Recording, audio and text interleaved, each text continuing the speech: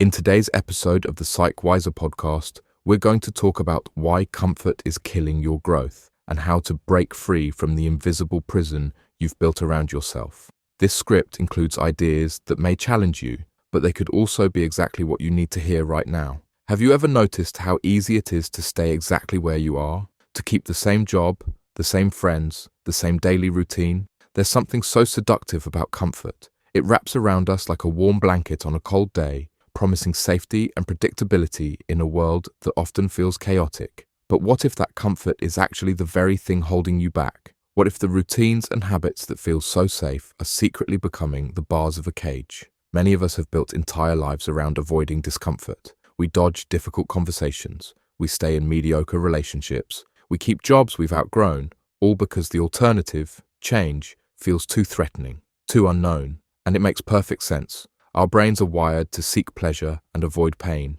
It's a survival mechanism that's kept our species alive for thousands of years. But here's the problem. In the modern world, this instinct that once protected us is now preventing us from becoming who we could be. Because the truth is, nothing meaningful happens inside your comfort zone. Nothing. Growth doesn't happen there. Transformation doesn't happen there. The life you dream about at night, it doesn't exist inside the boundaries of what already feels safe. Think about it this way. Comfort is like a room with no doors. It feels nice inside, familiar, controlled, predictable, but it's also where dreams go to die, slowly and quietly, one uneventful day after another. And the longer you stay there, the harder it becomes to leave. This is how comfort becomes a trap. It doesn't happen overnight. It happens gradually, almost imperceptibly. You make one small choice after another to avoid discomfort, to stay safe, to not rock the boat. And before you know it, years have passed, and you're still standing in the same place while life moves on around you. The most dangerous part, you might not even realize it's happening, because from the inside, comfort doesn't feel like stagnation. It just feels like life. Normal, everyday life. But normal isn't the same as fulfilled. Routine isn't the same as purpose. And safety isn't the same as happiness. So how does this pattern take hold? It typically starts with something psychologists call the comfort paradox. The comfort paradox works like this. In the short term, staying comfortable feels good. You avoid anxiety, uncertainty, potential failure. Your brain rewards you with feel-good chemicals for keeping things predictable and safe. But in the long term, this same comfort creates a deep sense of dissatisfaction, a nagging feeling that something's missing, a quiet voice asking, "Is this all there is?" Because humans aren't designed to remain static. We're designed to grow, to learn, to overcome challenges. When we don't, something in us withers. And this is where many people get stuck. They feel the dissatisfaction, but instead of using it as fuel to make changes, they try to solve it by seeking even more comfort. More Netflix, more social media, more food, more shopping, anything to distract from that unsettled feeling. And for a moment, it works. The discomfort fades, but it always comes back, stronger each time, because you're treating the symptom, not the cause. The cause is simple. You're living below your potential. You're choosing safety over possibility. You're choosing what you know over what could be. Now, I want to be clear about something. There's nothing wrong with comfort itself. Rest is necessary. Stability has value. The problem isn't comfort. It's when comfort becomes the organizing principle of your entire life. When avoiding discomfort becomes more important than becoming who you could be. Think about the people you admire most, the ones who've accomplished things that inspire you. Did they get there by staying comfortable? Or did they repeatedly push themselves into unfamiliar territory? Did they play it safe? Or did they take risks that sometimes ended in failure? I think we both know the answer. The path to any worthwhile goal is paved with discomfort. That's not pessimism. It's simply the nature of growth. The discomfort of learning new skills, the discomfort of being a beginner, the discomfort of uncertainty, the discomfort of putting yourself out there and risking rejection or failure. And here's where we often make a critical mistake. We interpret this discomfort as a sign that something's wrong, that we're on the wrong path, that we should turn back, retreat to safety. But what if that discomfort is actually a sign that you're finally on the right path? What if it's not a warning, but an invitation?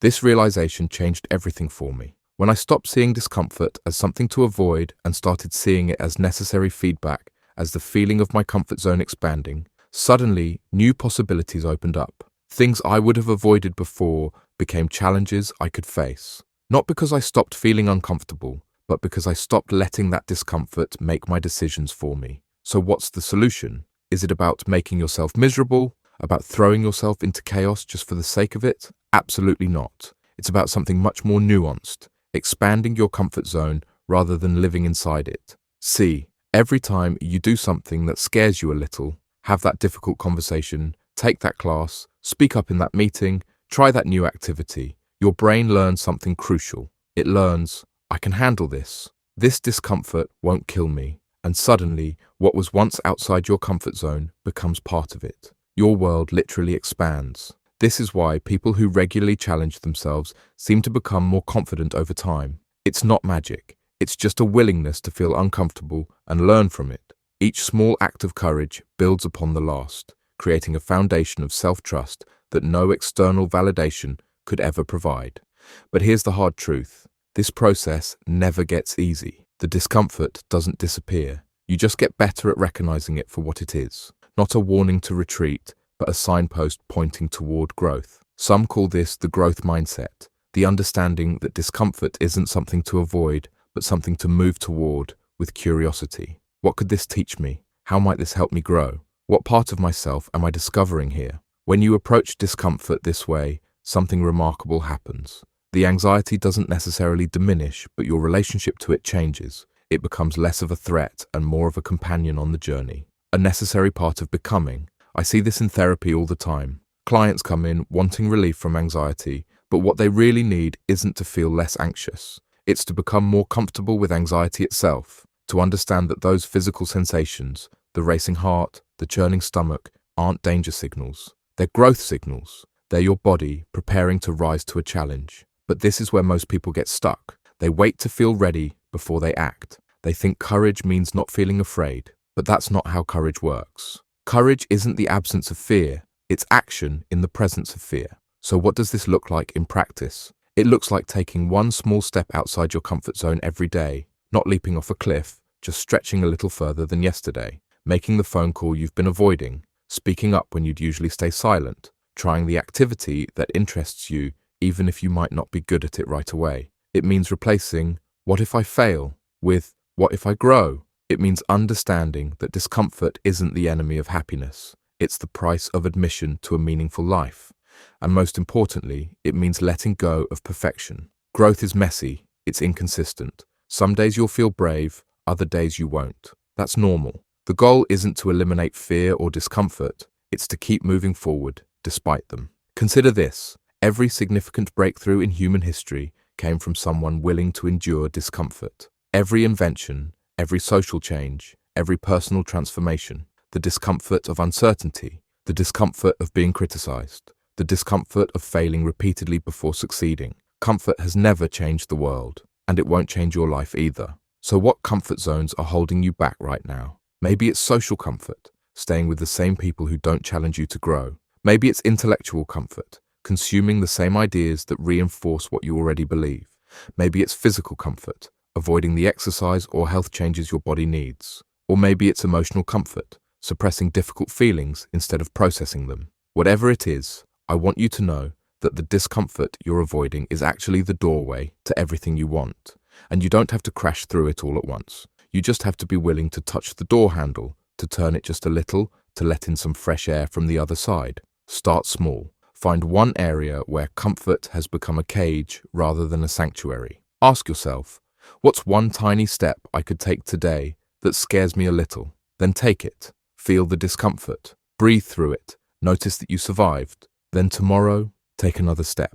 And another the day after that. Not because discomfort is the goal, but because the life waiting on the other side's worth it. Because here's the beautiful truth. On the other side of your comfort zone isn't just growth, it's aliveness. It's the difference between existing and living, between watching life and experiencing it, between wondering what could be and discovering what is. So if any part of this resonated with you today, if you recognized yourself in these patterns or felt something stir inside you, leave a comment and share one comfort zone you're ready to step out of, because naming it is often the first step to changing it. Thanks for listening to the Psych Wiser podcast. Take care of your mind, embrace the discomfort of growth, and I'll see you in the next episode.